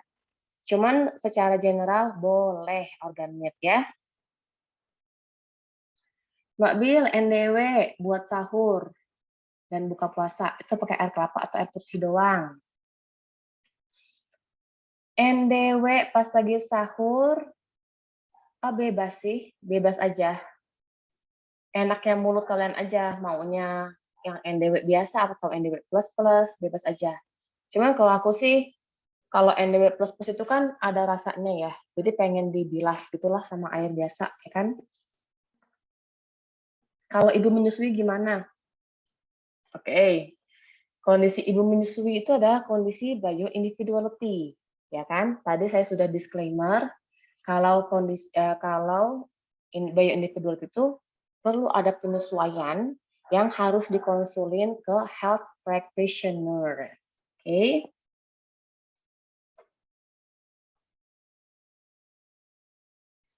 Oke, ini kita nggak ngomongin autoimmune protokol, kita ngomongin tentang diet gula darah, ya. Kalau kamu punya masalah autoimun dan ada makanan yang tadi boleh, tapi kamu nggak boleh. Nah, itu adalah kondisi bioindividuality. Jadi, dihindarin gitu ya. Atau kalau kamu punya health practitioner yang dipercaya, boleh dikonsultasikan tentang semua yang saya udah jelasin tadi untuk disesuaikan dengan kondisi bioindividuality kamu. Mbak Bil, kalau NDW-nya pakai bioteh yang manis boleh nggak ya? Boleh nggak ya? Kalau buat yang hormon diet masih boleh. Tapi buat yang metabolik nggak boleh ya. Butter mesti grass fed apa enggak? Kalau dari catatan, dari panduan, iya. Oke.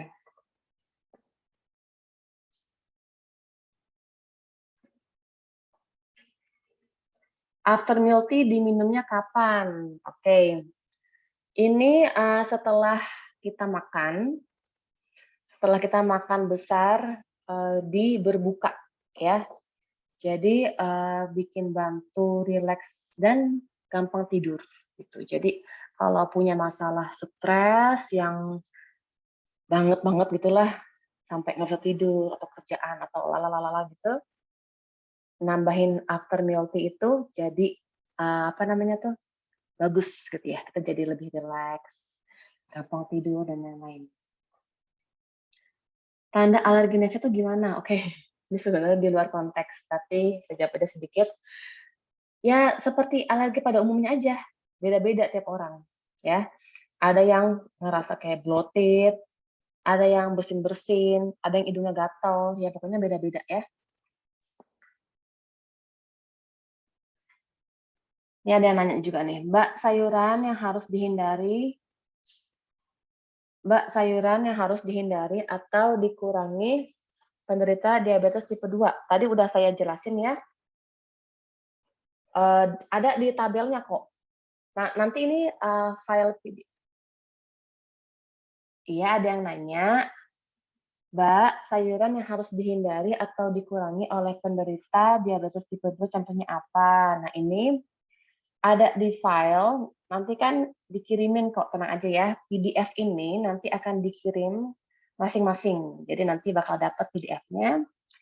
Nah, nanti bisa dilihat, tadi kan udah jelas ya, di sana tertulis yang high glycemic, ya, seperti kentang, terus wortel juga nggak boleh dulu, beet juga nggak boleh dulu, ya kan?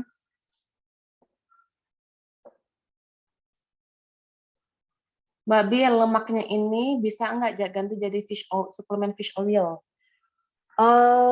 Kurang ya. Jadi nggak akan terlalu signifikan gitu loh.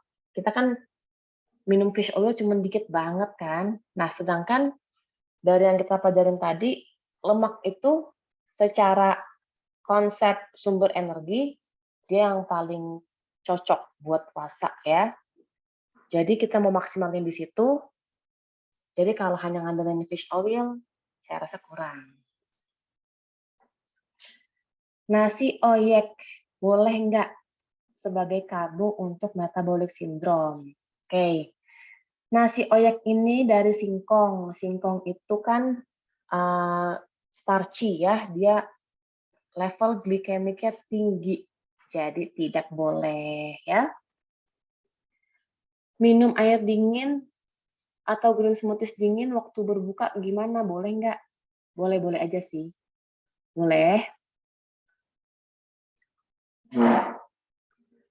Soy produk nggak boleh, kenapa ya? Ini ada hubungannya dengan mengganggu fungsi hormon dan lain-lain. Untuk kacang-kacangan, better direndam air aja atau ditambah apa, Mbak? Nanti ada catatannya, udah ada di PDF, cuma tadi nggak saya bacain karena saya udah hampir serak. Jadi udah ada catatannya ya, nanti PDF-nya bakal saya kirim ke masing-masing. Oke, namanya Rutop ya.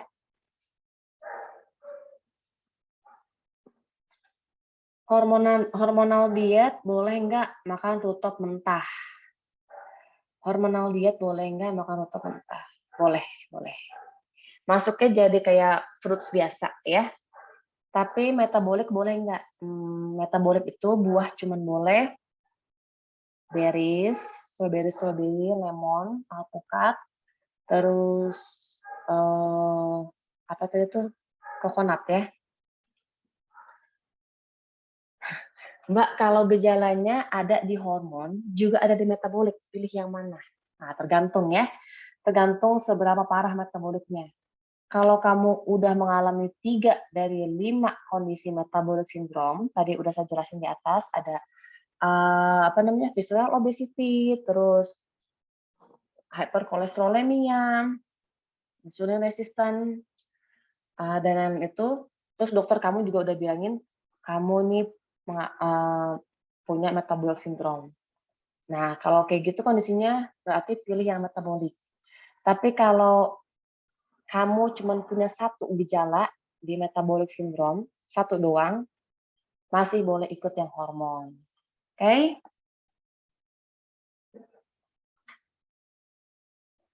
Oke ya, tadi saya jelasin kalau ada gejala di hormon diet, ada juga gejala di metabolik, lalu pilih yang mana?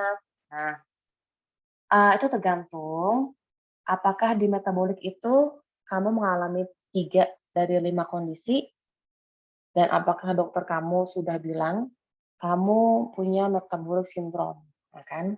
Kalau udah jelas 3 dari 5 kondisi, lalu dokternya juga udah bilang ada metabolic syndrome, berarti pilih yang metabolic diet. Tapi kalau cuma punya 1 gejala doang dari 5 kondisi metabolic syndrome, dan dokter kamu juga kayak masih, ya kamu ini doang gitu. Nah itu bolehlah masuk ke hormon diet, gitu ya.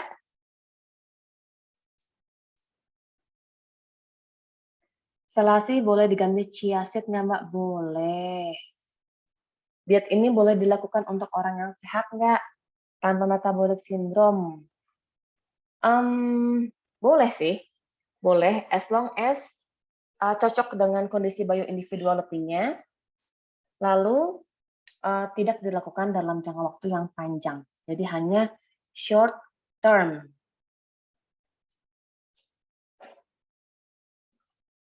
Aku almond nggak boleh nih sama dokter, pakai apa ya? Boleh coba cashew ya. Sepiring sayur tuh sekitar segimana ya? Sekitar 150 gram. Ya.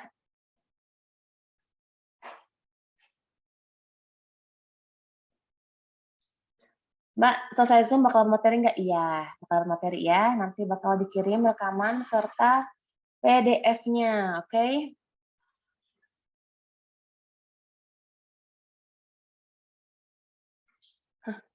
Mbak, tadi kan disebut kalau gula darah di kondisi terlalu rendah nggak bagus. Gimana menjelaskan ke orang awam? Udah deh, nggak usah dijelasin. Yang penting kita ngerti ya. Kalau untuk metabolic syndrome, masaknya boleh nggak pakai tambahan cabai, bawang, dan lain-lain, atau sambal? Ya balik lagi ke kondisi bioindividuality. Kalau kamu alergi nightshades, jadi gini loh, cabai itu kan dia golongan nightshades ya. Pada orang dengan sensitif nightshades itu biasanya dia kayak ingusan, hidungnya gatal. Nah, itu berarti sensitif. Tapi kalau fine, cabai itu oke untuk metabolic syndrome ya. Air lemon atau air jeruk nipis boleh nggak diganti cuka apel atau cuka nanas? Cuka apel atau cuka nanas boleh. Short term-nya berapa lama ya, Mbak? Selama bulan puasa aja ya, minimal 21 hari, maksimal 30 hari. Greek yogurt boleh diganti kefir nggak, Mbak? Boleh. Cashew nggak boleh, almond nggak boleh, bingung ya. Nanti kamu cek aku aja, Bun ya. Kalau sweet tooth, better diet yang mana? Kalau sweet tooth, better pilih yang hormon ya. Karena masih tahap awal. Tapi jangan sampai kebablasan. Jadi kita pilih hormon diet. Gimana? Ada yang masih mau bertanya lagi?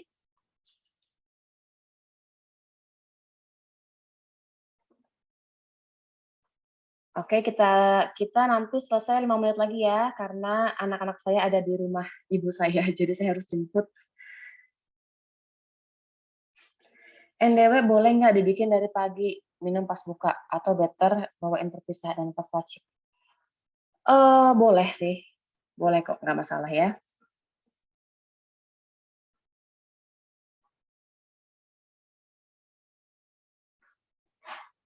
Saya sering pusing saat kepala masih di bawah sujud, ambil sesuatu di lantai, jongkok berdiri. Apakah ini suatu tanda gula darah rendah? Suplemen paling baik untuk mengatasi ini selain makan NDW apa ya? Oke, ini perlu jadi scope of practice saya untuk menjawab pertanyaan ini perlu melalui serangkaian analisa, ada food and mood journal, ada wawancara, dan lain-lain. Jadi saya nggak bisa ngomong apa-apa, dan juga tentu saja saya nggak bisa diagnosa, tapi bisa diperbaiki dengan makanan ya. Makanan yang tadi ada di metabolik dan di hormon itu, dua-duanya itu super nutrient dense. Jadi jangan khawatir kurang gizi, tenang. Kita di sini itu nutrient dense, tanpa kelaparan, gula darah aman. Metabolic syndrome, boleh sauerkraut enggak? Boleh ya. Boleh enggak? Sorry. Col, metabolic syndrome. Col, boleh. Boleh ya. Maksimal simpan NDW, ya paling sehari aja ya, nggak usah ditabung-tabung, sesuai kebutuhan sehari itu aja. Kebutuhan air itu ada detailnya, ada catatannya, tapi saya nggak share hari ini. Nantilah ya kita share di IGS mungkin. Kolesterol tinggi, gula darah rendah, masuknya kemana? Nah ini udah jelas banget ya. Dia ada gejala yang ada di namanya metabolic syndrome, dan gula darah rendah ini berarti ketahuan banget kalau gula darahnya udah sering roller coaster. Ya tergantung ya, kalau kamu punya 3 dari 5 gejala metabolic syndrome, berarti masuknya ke metabolic syndrome, metabolic diet. Tapi kalau cuman kolesterol tinggi doang, yang lainnya enggak, ya berarti ke hormon diet.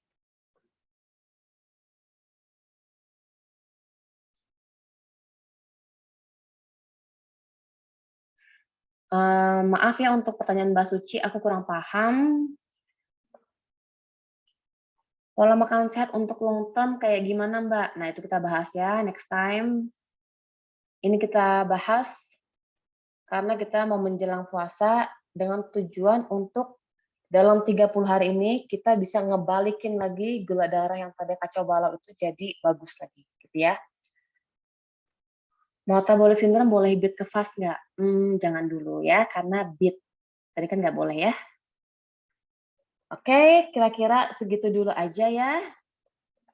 Saya jawab lagi deh, sedikit lagi deh, kayaknya masih ada nanya. Mbak, ini tuh mirip diet keto ya? Oke, jadi kita tuh nggak berdasarkan diet-dietan gitu ya. Kita ini berdasarkan kebutuhan untuk ngebalikin gula darah. Jadi saya nggak ngerti keto tuh kayak gimana karena saya nggak pernah belajar keto. Cuman yang pasti pola makan kayak gitu didesain sedemikian rupa agar gula darah yang tadinya udah kacau balau itu jadi bagus lagi gitu ya. Iya semangat ya Mbak Nanda. Insya Allah bisa kok normal kok ya. Tidak menyeramkan tentunya. Alhamdulillah, oke. Kita buka partisipan deh semuanya, kita lihat. Mana sih nih? Bentar. Full screen. Aku stop share ya, stop share materi ya. Oke. Boleh ngomong ya. Yang mau ngasih kesan-kesan boleh kok di unmute atau raise hand, boleh. Ya, wajazakillahu khairan. Semoga bermanfaat ilmunya. Ya, semangat ya semuanya ya. Semoga dengan puasa kali ini, puasa tahun ini, kita bisa lebih baik lagi gula darahnya. Amin. Ya Rabbal Alamin. Oke, Mbak Rifatul, raise hand. Udah aku unmute.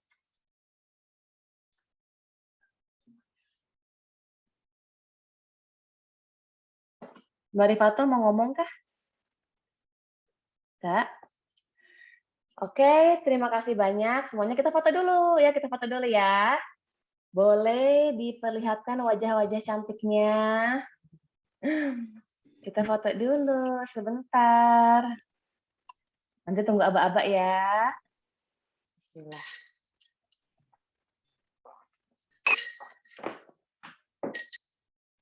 Oke, yang mau ikutan foto boleh muncul. Yang cantik-cantik. Senang banget ya nih akhirnya bisa ngelihat muka-mukanya nih. IG Fam tercinta.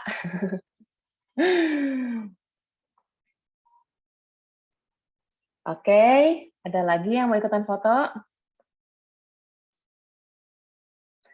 Terima kasih banyak ya udah ngedengerin selama itu aku ngomong tadi.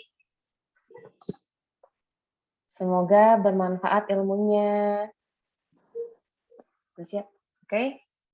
Oke, ikut aba-aba dari aku ya. 1, 2, 3. Cheese. Nah, oke, terima kasih banyak. Semoga materi saya tadi memberikan manfaat kepada semua yang mendengarkan dan juga kepada keluarga masing-masing. Jika ada keluarga yang bermasalah dengan gula darah, akhir kata mohon maaf jika ada kesalahan dan sampai jumpa di kelas berikutnya. Assalamualaikum. Wajazakillahu khairan. Sehat Pak Bil, selamat berpuasa. Iya, selamat berpuasa ya. Terima kasih Mbak Bibi. Dadah. Waalaikumsalam warahmatullahi wabarakatuh. Dadah. Waalaikumsalam. Lu nggak jadi foto gara-gara